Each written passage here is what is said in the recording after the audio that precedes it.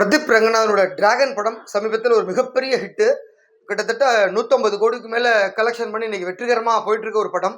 அந்த படத்தில் டிராகன் படத்தில் பிரதீப் எப்படி பேசப்பட்டாரோ அதே மாதிரி கதாநாயகி நடித்த அந்த ஒரு தெலுங்கு நடிகை கைடு லோகர் அவங்களும் மிகப்பெரிய அளவில் ரீச் ஆகியிருக்காங்க தமிழ்நாட்டில். அவ்வளவு பேர் அவங்கள ரசிக்கிறாங்க. அதுவும் அந்த பாட்டு அவ்வளவு பிரபலம். அந்த பாட்டுக்காகவே திரும்ப திரும்ப அந்த படம் ஓடுனுது.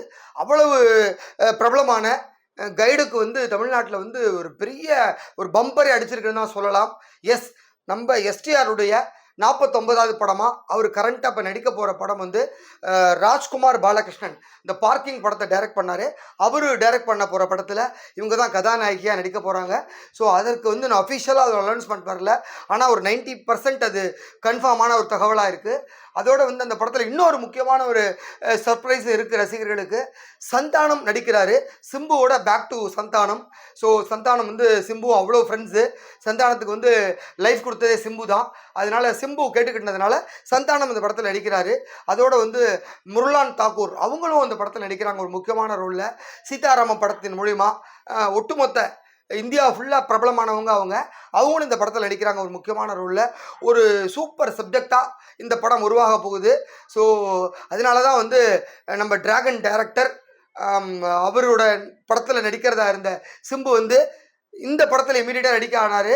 ஸோ அந்த படம் சிம்புனுடைய 51வது படமாக உருவாக போகுது. ஸோ 49வது படம் ராஜ்குமார் பாலகிருஷ்ணன் டைரக்ட் பண்ண போகிற இந்த படம் இது கரண்ட்டாக இப்போ ரெடி ஆகிடும். அதனைத் தொடர்ந்து 50வது படமாக தேசிங்க பெரியசாமி டைரக்ட் பண்ண போட ஒரு ஹிஸ்டாரிக்கல் சப்ஜெக்டில் மிகப்பெரிய பட்ஜெட்டில் உருவாகிற படம் தான் அது. அதை சிம்பு சொந்தமாகவே தயாரிக்கிறாரு. அதனைத் தொடர்ந்து ஏஜிஎஸ் என்டர்டெயின்மெண்ட் தயாரிக்க, சிம்பு ஹீரோவாக நடிக்க, அஸ்வத் மாரிமுத்து டிராகன் டைரக்டர் அவர் டைரக்ட் பண்ண படமும் அடுத்தது. ஸோ இந்த 3 படமே 3 பெரிய டைரக்டர்ஸோட ஒரு சூப்பராக வரப்போகுது. ஸோ சிம்புக்கு பழைய மாதிரி ஃபார்மில் இருக்கார் அப்படின்னு தான் சொல்லணும். ஏன்னா இப்போ இமீடியட்டாக ஜூன் மாதம் நமக்கு தக் லைஃப் படம் வரப்போகுது. அதுலேயும் சிம்புவுக்கு ஒரு முக்கியமான ரோலு.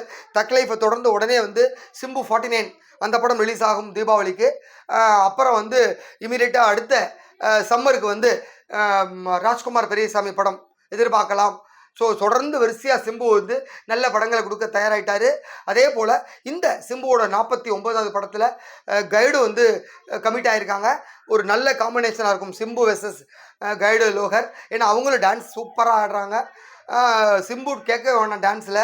ஸோ மிரட்டலாக ஒரு பாட்டுக்கு 2 பேரும் டான்ஸை நம்ம பார்க்க போகிறோம். அவங்க 2 பேர் கெமிஸ்ட்ரியை திரையில் பார்க்க போகிறோம். நிச்சயமாக இந்த படத்துக்கு அப்புறம், அதாவது டிராகன் படத்துக்கு அப்புறம் தமிழில் ஒரு பெரிய ரவுண்டு வரப்போகிறாங்க கைடு.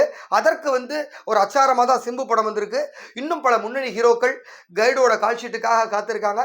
அடுத்தடுத்து படங்களில் நடித்து ஒரு பெரிய தமிழில் முன்னணி நடிகையாக கைடு லோகர் வரத்துக்கான எல்லா வாய்ப்புகள் இருக்குது. விரைவில் கைடு ஒரு அதிக படங்களை பார்க்கலாம். நன்றி.